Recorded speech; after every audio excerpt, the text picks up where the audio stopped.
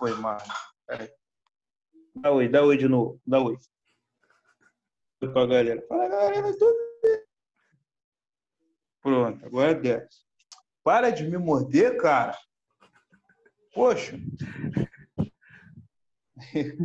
Muito chato, cara.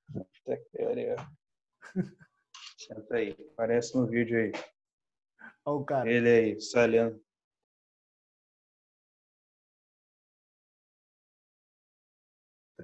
Fala, galera. Esse aqui é o segundo Resenha das Estrelas com uma das maiores estrelas que tem na Série B1, pelo menos até 2019 do Campeonato Carioca. O goleiro Luiz Guilherme, de passagens pelo Botafogo, Seleção Brasileira, ultimamente defendeu o São Gonçalo nos últimos 3 anos da Série B1. Antes de passar a palavra para o homem, eu vou pedir para vocês irem lá no nosso canal no YouTube, o link está na bio no Instagram, se inscreve, ativa o sininho, dá o joinha para a gente ficar legal. E como a gente está passando por esse momento, né, de Covid-19, de coronavírus, a gente está fazendo esse vídeo online. Os vídeos que sobem com gravação presencial, que já estavam gravados antes, né, foi um planejamento que a gente fez antes para não ficar muito sufocado, ter que gravar um vídeo em cima do outro. A gente já veio com esse planejamento antes e iniciou o canal um pouco depois. Então, com o Luiz Guilherme, a gente está fazendo hoje, na quarta-feira, dia 29, para o vídeo subir no canal no dia 1º de maio, o famoso feriado do Dia do Trabalho. Luiz. É isso aí. Botafogo, Lyon, Manchester City, Arsenal, como teste nesses 3 clubes, a base toda no Botafogo, Seleção Brasileira, Bangu, Bom Sucesso, Boa Vista, São Gonçalo, Vila Nova de Minas, Itumbiara e América. Rodou um pouquinho, não rodou? Rodei. Rodei bem. Rodei não tão bem. Passei por uma série de experiências únicas, né? E cada situação aprendi bastante. Tive coisas agradáveis e desagradáveis em todas, né? Mas eu acho que o legal é a experiência mesmo, ter passado, ter vivenciado, ter visto o futebol de várias formas. Exatamente, né? A gente que acompanha a sua carreira assim há bastante tempo, sabe que você já é um profissional, né, entre aspas, desde os 15 anos, né? Eu treinava junto com ele profissional com 15 anos de idade. Então, a sua infância foi curta, né? Porque já começou a ter muita responsabilidade muito cedo. Como que foi? Como que era o Luiz Guilherme antes de entrar nesse mundo do futebol profissional, praticamente lá acho que em 2009, mais ou menos, antes de 2009? Eu era uma criança normal, assim, na suburbana, né, dos anos 90. Jogava bola na rua com os amigos, ficava na rua até tarde, brincava, fazia bagunça na escola. Tinha uma infância legal, né? Futebol foi uma oportunidade para eu não ficar muito tempo na rua, né? Muito desocupado, sob mais influências, né?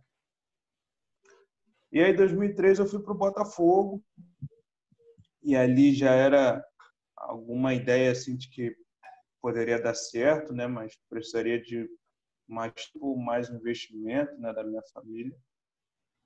E daí em diante, 2003, 2004, a gente viu que a coisa tinha um potencial para ir adiante. E aí passou de brincadeira a ofício, né? E no meu caso foi cada vez mais cedo, porque eu vinha respondendo essas expectativas, né? De ir bem, passar por seleções de base, ir bem na minha categoria, jogar em categorias superiores. Então, esse processo comigo aconteceu aí com 15 anos de idade, né? 15 para 16. Então, foi um processo bem rápido, assim, teve as coisas boas, teve seus traumas também, mas foi um processo bem bacana. Era um momento muito interessante que você surgia como uma das maiores promessas das categorias de base do Botafogo, se não a maior, né? Que era o Luiz Guilherme era para ser o substituto do Jefferson. Só que um problema que o Jefferson não parava nunca e não saía do clube. E tipo assim, não era só o Luiz Guilherme que tinha, né? Surgiu também o Renan, depois foram contratados alguns outros goleiros, acabou não tendo espaço, né? Aí começou a rodar. O que você via o que você acha, de repente, que faltou para você conseguir chegar ao profissional ali no Botafogo mesmo? Então, primeiro de entender um pouco o contexto. A minha geração, até a geração, da minha geração para cima, né? 92 para cima, o Botafogo era visto como cemitério de jogadores. Não sei se chegaram a comentar isso, né? O Botafogo tinha, à época, a base Marechal Hermes, que era muito precária, passou por algumas reformas. Ou a gente treinava ali em Marechal Hermes, ou a gente treinava nos quartéis em volta, né? Então era uma estrutura não muito legal. Não era muito diferente dos outros clubes, mas, por exemplo, o Fluminense tinha Xerém, o Flamengo acho que era na Mengolândia, que hoje é o centro treinamento do Audax. Então o Botafogo ficava muito atrás nessa corrida. E automaticamente a gente tinha dificuldade para subir. O próprio Milton, o Renan, e alguns jogadores aí da geração 89, 90, 91, a gente foi meio que a ponta de lança. Eu lembro que, se não me falha a memória, foi em 2008, 2009, com a chegada do Maurício Assunção, 2008, 2009, e subiu uma leva de jogadores que até então não acontecia. Eu, Lecão, Rodrigo Dantas, Júnior Azevedo, enfim, outros jogadores. E a gente conseguiu meio que romper, marcar um novo período. Hoje a gente já vê isso com mais regularidade. Jogadores com histórico de seleção brasileira conseguindo ficar no Botafogo. O Botafogo, se não me engano, foi campeão brasileiro de júnior. Foi, deve ter 10 anos, mais ou menos. E conquistar títulos na base, título carioca, o PG passou a subir jogadores, passou a vender jogadores. Só que eu peguei um pouco o início disso tudo, né? Eu subi em 8, e aí o goleiro era o Castilho na época. Depois do Castilho, 2009. E minha ética não permite o lamento. Não, justo, mas eu posso. Eu hoje posso. E aí chegou o Jefferson dali ele não saiu mais. Ele teve um pico, cara, que foi bem prolongado, né? Ele se manteve em alto nível durante muito tempo, foi várias vezes seguidas o melhor brasileiro, chegou à seleção, foi goleiro de Copa do Mundo, chegou à titularidade da seleção brasileira. E aí tinha essa fila, né, cara? Depois do Jefferson tinha o Renan, depois do Renan tinha o Milton, depois do Milton tinha eu. Então, por mais que eu passasse os 3, eu bati no Jefferson, né? Aí depois também subiu o Andrei, que veio muito bem também. Depois de um tempo também se tornou campeão da Copa do Nordeste, foi no... Caramba, esqueci o clube. No Sampaio Correia. E depois dele veio o Saulo também, bons goleiros, e teve mais um agora que eu não me recordo. O Diego. Então o negócio foi ficando estreito, tanto de um lado quanto do outro, né? E aí o tempo foi passando, contrato, lesões, e as coisas não andaram. E aí costumo dizer que começa a andar, começa a rodar. Né? Para, Marley. Mostra o Marley pra gente aí, pra gente não ficar perdido e depois ficar procurando quem é. Cara, que esse negócio de goleiro é maluco. A gente fala sozinho, mas o Marley é meu cachorro. Essa lenda viva vai aparecer na internet, cara. Fechamento. Essa aí, cara. Fechamento. Valeu. Aí, Luiz, antes de falar dessa passagem por testes na Europa e seleção brasileira, que foram momentos bons, como que você viu essa mudança, né? Sem precisar falar de um por um, de repente, só falar num conjunto, essa mudança de um Botafogo, né, depois de passagem pela Europa, para as equipes pequenas. E aí começou a rodar, não ter muita sequência. Como é que você encarou isso logo de início? Mas quando eu comecei a ser emprestado, eu fui vendo a realidade estrutural dos clubes, né? Com pouco calendário, né? Dependente dos estaduais, de segundo semestre já com um orçamento bem menor, clubes que estavam ou pagava muito pouco, né? Mas até então, como eu era um atleta emprestado, né? Eu não vivia a realidade no âmbito financeiro, fazia meu trabalho, tudo mais, até que chegou um momento em que eu fui realmente jogador desses clubes. E aí você fica dependente não só da estrutura de trabalho, mas da estrutura financeira, né? Uhum. E aí, assim, deu pro prestado Bom Sucesso, Bangu e Boa Vista. Quando eu fui para o Vila Nova de Minas, eu tive problema de atraso de salário. Quando Aí eu fui para o São Gonçalo, não tive problema de salário, mas aí já é uma realidade B1, então a folha é bem menor. Quando eu fui para o América, eu tive um pagamento ok, mas pagou e foi uma exceção à regra. Aí eu fui para o Tumbiara e não me... Então você oscila nisso aí, você começa a ver o futebol nu e cru, né, que a gente costuma dizer. E aí você já começa a repensar um pouco a vida, aí a coisa já vai ficando um pouco mais complicada. Vamos falar de coisa boa. Lá, quando eu era um adolescente ainda, na base, teve 3 passagens na Europa, se não estiver enganado, as 3 ou 4 passagens. Lyon, City, Arsenal. Como que foram essas experiências lá no futebol europeu? E por que de repente não deu certo para uma possível venda? Pô, então, essa experiência eu costumo dizer que eu fui abduzido, né, cara? Porque, pô, tava treinando em Marechal, né, cara? Pegava o 779 todo dia. E, de repente, eu tava viajando com a minha mãe para Londres, né, cara? E lá eu tive, pô, muitos bons, né, cara? O titular do Arsenal na época era o Lema. A reserva dele é o Múnia. O Szczęsny hoje, que é goleiro titular da Juventus, a seleção da Polônia estava começando. Então você sentava para almoçar e pô, tu olhava para a mesa do lado, estavam os caras todos. Fábricas, Adebayor, Flamini, aquela galera toda. E eu cheguei no verão, né? Tinha a época do torneio de verão. E a época do torneio de verão eu assisti alguns jogos. Então, assisti o Valência, que o Canizares era o titular do Valência, o Júlio César era o titular da Inter de Milão.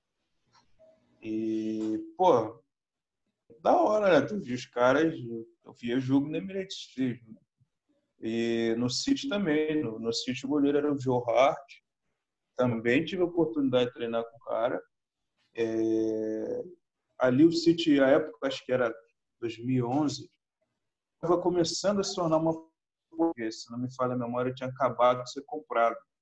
Foi quando começaram a investir, que foi Robinho, foi Elano, o Jô, foram 3 brasileiros para lá. Isso, e ali o time tinha sido comprado e estava começando a se ajeitar. Teve o Lyon, que o preparador de goleiro do Lyon era o Joe Basso, que pegou o pênalti do Zico, se não me engano, na Copa de 86. E o titular dele era o Hugo Lloris na época, que depois foi ruim pro também. Tottenham. Pô, que depois foi pro Tottenham e foi campeão mundial com a França. Todos esses goleiros que você falou são goleiros de Copa do Mundo. Todos. Todos eles. Então, pô, cara, e eu treinava diariamente com o Jefferson, que também era goleiro de seleção. Então, pô, era um sonho, né, cara? Era um sonho. Então, tu olhava e falava, sabe? Eu lembro que quando eu cheguei para treinar no Arsenal, cara, tinha tudo. Você chegava para treinar, saía do vestiário, saía do vestiário, cara, era campo assistido. Campo com calefação, campo com isso. O campo era mais extenso, né? Os campos lá, não sei se mudou, né? Mas eles são mais extensos e a parte tem o normal e tem uma parte de trás que é exclusiva para o treinamento de goleiro. Todos os campos eram assim. O profissional tinha 3 campos e um campo exclusivo para o treinamento de goleiro. Você treinava a equipe B, né? Que eram os jogadores que estavam com o profissional ali. E o profissional treinava ali. Você viu os caras, você viu o Galaz passando, que era o zagueiro. Você via o Lloris, você via acho que o Lacazette, Não sei se não me engano, estava no Lyon à época. E tu via a galera toda, cara. Tu via essa galera toda. Tu ia tomar café, os caras estavam lá. Você ia almoçar, os caras estavam lá. Você podia ver jogo. Então, pô, era um negócio surreal. E eu tive uma experiência também no Blackpool, que era um clube da Inglaterra, e também trabalhei com goleiro de Copa do Mundo, um goleiro titular da seleção de Gana, que era o Kings. Ele fez um baita jogo contra o Brasil, eliminar, mas ele fez um baita jogo também. Copa de Era 2006, muito parecido. eu acho, né? 2006, 2010. Isso, ele era muito parecido comigo, assim, o pessoal também pegava pilha, então eu chegava, o pessoal falava Hi Kings, né? Hi Kings, dava um bom dia, assim, mas aí depois viu que não era, só que chegou uma hora que já fazia de sacanagem. Mas é isso incrível, né, cara? Porque você se toca na Europa, né? Uhum. É outra realidade. Seleção brasileira, Luiz. Foram 4 anos como titular da seleção. Perdão. O seu maior momento de seleção brasileira ali, com título de sul-americano e tal, tu consegue escalar aquele time? Lembra até hoje de você, óbvio, no gol, até o ponto esquerdo, como diz Zagallo? Eu, Gerson, zagueiro, né? Christian, lateral esquerdo, Dodô, lateral direito, Cid Maza, Livelton, volante, João Pedro, segundo volante, Casimiro, volante, Coutinho, armador, o Wellington, Ney e o William. William José? William, William, que jogava do Vasco. William Charuto, centroavante. Aí... E teve uma outra época também que tinha você, Casemiro, Neymar, Coutinho, Alisson, que hoje é o melhor do mundo, era seu reserva. Aí foi 2008. A gente embarcou uma convocação que era eu, essa galera toda que eu já falei, o Wellington Silva, o Neymar, tinha uma galera muito boa. Tinha o Fernando, que está na Rússia. O Fernando. Já passou uma galera muito boa. O time era bom, né? Não tinha estrela, não. A gente torcia, cara. Eu não tinha dor de cabeça, não. Quando chegava na defesa, os caras cortavam tudo. Quando chegava, os caras faziam gol toda hora. Então, a torcida gritava, aí eu... Tinha que manter a postagem de vez em quando, quando a coisa pegava, a gente tinha que mostrar serviço, porque isso também não voltava mais. A briga era grande. Tem isso também, cara. Se você não for bem, não volta. Exatamente, a briga é muito grande. E, tipo assim, uma parada que eu tinha pensado, até esqueci. Eu pensei, não anotei e acabei esquecendo. O porquê de ser goleiro, né, pai? Só joga um, irmão. Só joga um. Como é que faz? Pô, cara, eu lembro uma atividade na escolinha, cara, que tinha que passar pelo campo, carregando a bola, né, cara? Fazendo um movimento lá com a bola. E eu fui passando, cara. Eu fui passando perto do gol. Eu fui ficando nervoso, cara. A bola entrou no gol e eu me embolei na rede. Eu falei, pô, cara, isso não vai dar certo. E aí eu falei pro meu professor que eu iria pro gol. Aí dali fui mostrando que tinha jeito. Meio descoordenado no início, né? Fui refinando depois com o tempo. Aí depois eu vi que, pô, não, beleza, é isso aí. Fui vendo que dava... Depois fui ver o que podia ir com isso. Aí depois a gente tem que aprender a jogar com o pé, né? Porque hoje só com o pé. Se não tiver, tu perde muito espaço. Hoje, às vezes, você não agarra muito bem, mas se jogar bem, você se emprega. Cara, passou os clubes pequenos, Europa, Botafogo, seleção brasileira. Aí botou na cabeça, vou estudar. Resolveu faculdade, se formou. O que deu esse estalo para você poder botar isso na minha mente e abraçar a causa também?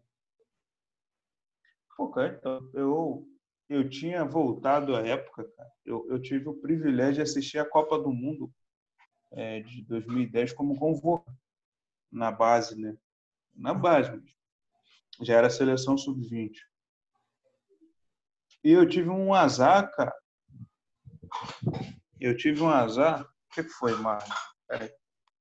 Dá oi de novo. Dá oi. Pra galera. Fala, galera, tudo. Pronto, agora desce. E aí, eu tive o privilégio, cara, de ter sido convocado. Quando eu voltei, né, tem aquele período de intertemporada da Copa, e o Botafogo subiu para treinar na Granja, né? Então, eu descansei domingo e voltei segunda para a Granja de novo. E aí eu torci o pé, cara. Torci o pé. E aí, cara, eu falei, pô, preciso ocupar o tempo, né? E aí eu pensei em estudar, pensei em fazer faculdade.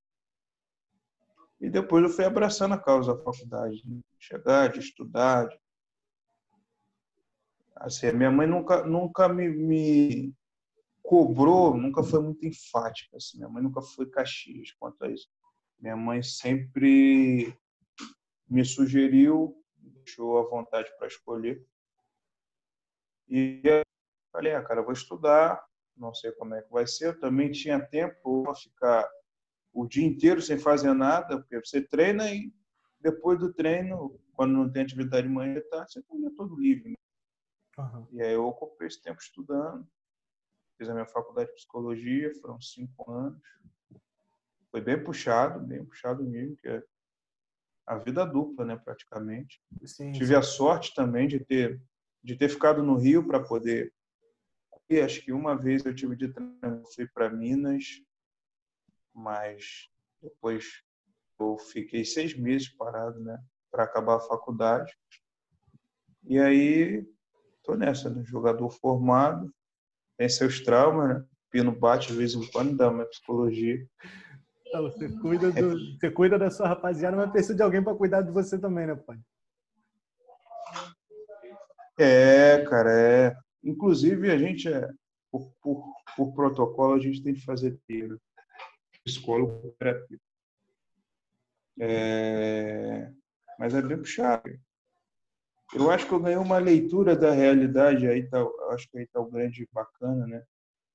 Que muitas das vezes é muito legal. Você começa a ver as coisas que, de uma certa forma, você não tinha visto ou não tinha visto dessa maneira. Uhum. Então, é bem bacana, ser bem enriquecedor nesse sentido. Mas você começa a ver tudo diferente, né? E aí você tem que saber lidar com isso, ainda mais quando eu retornei ao futebol, retornei ao real. Não foi expectativa de grande salário, de grandes clubes, de estar na Europa. Foi uma realidade bem diferente do que eu planejei. A realidade, com a visão que eu tinha, muitas das vezes eu até entrava em conflito, né? Né, que aí tá Não só acostumado, comigo. apesar de Marechal Hermes, né? Apesar de lá, estava acostumado com um clube grande, já treinando no profissional, que já deixou de treinar em Marechal. Europa, com seleção brasileira, são coisas de primeiro mundo. Aí vem para clube pequeno, que não tem estrutura, às vezes não tem lugar para treinar, tu vai passar a temporada inteira treinando num campo de futebol 7, grama sintética duro, você começa a repensar, né? Começa a valorizar um pouco mais da sua vida fora de campo. Né? Peraí. Para de me morder, cara. Poxa. E aí, não, exatamente, desculpa aqui, tá quase arrancando meu braço aqui. Então, assim, o que acontece? Pô, você começa a ver a realidade do futebol e aí você tem a possibilidade de realidade. Então, você começa a ver, e aí acho que vamos dizer assim, que quando começa a entrar dúvida, né? Porque por mais que você tenha potencial, você vai lá, tenta e tu criativa aí coisa. coisa não é isso. E aí tu vai criando expectativa, a coisa não vai andando, Aí você fala, pô, cara, será que é isso mesmo? E aí você tem de refazer, né? Pô, cara, tu vai ter que editar essa parte aqui que tá quase... Tá bom, essa parte é melhor que tem a cara dele. Pô, cara, que isso? Eu já vou te dar atenção, cara. Pô, postou biscoito. Gente, cara, você tem de dizer... É isso todo dia, cara. Você tem de lidar com isso, cara, sabe? Superar essa realidade, né? Pô, você tem que manter o profissionalismo quando, de repente, você não recebe. Você tem que manter o profissionalismo quando você passa por uma situação de, pô, você vê que a coisa não é muito correta, como eu passei em determinados clubes, e aí você guardar a tua vez, mas pô, o campeonato é tiro curto. Uhum. Pô, entendeu? Então tem todas essas coisas. Então a realidade ela vai ficando um pouco hostil. E aí você manter o teu propósito é o principal desafio. Entendi. Luiz, tenho só que te agradecer pelo tempo, pela disponibilidade, mandar um abraço para o Marley. E... Pera aí, cara, eu vou botar ele aqui. Pera aí. Bota no colo, senão ele não vai deixar. Vem cá, cara. Muito chato, cara. Senta aí. Aparece no vídeo aí. Olha o cara. Ele aí, Salenda viva aí. Ele fez xixi na cortina hoje? Ah, hoje não, aqui não, ele não chega na cortina. Se ele for na casa da minha namorada, porra, só Jesus. Mas ele faz bagunça, que nem aqui agora. Tá quase arrancando meu braço. Irmão, muito obrigado. Tá? Você é o número 2. Você é o número 2 do Resenha das Estrelas. 0202. É o meu 02.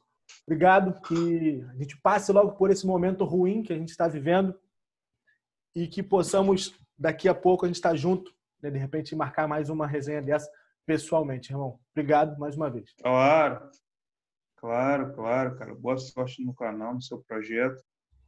Vai correr tudo bem, vai dar tudo certo. E vai passar, né, cara?